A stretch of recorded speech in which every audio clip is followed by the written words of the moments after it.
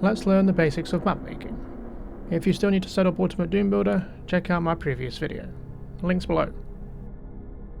When you first open a new map, the interface can look overwhelming, but today we only need 3 tools: Line Def mode, Sectors mode, and Things mode. Let's start with Line Def mode. Line defs are the walls of your map. Connect them to form a sector, which becomes a room.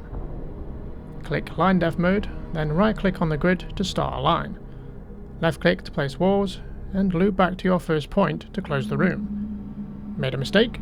Hit the backspace to undo. Congrats, you've just made your first sector. To move an entire sector, switch to Sectors mode, and then right-click and drag. To move individual lines, go back to Line Def mode and drag the wall you want.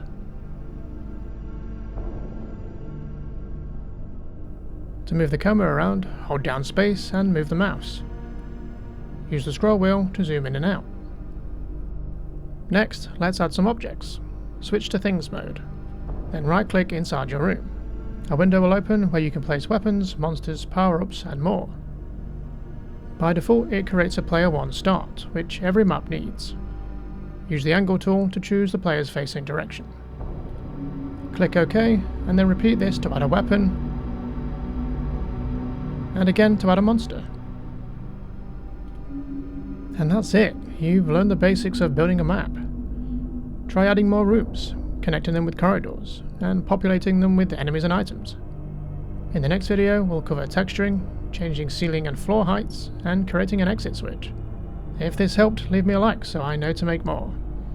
Drop your Doom building tips or future video ideas in the comments, subscribe for your daily dose of Doom, and on to the next.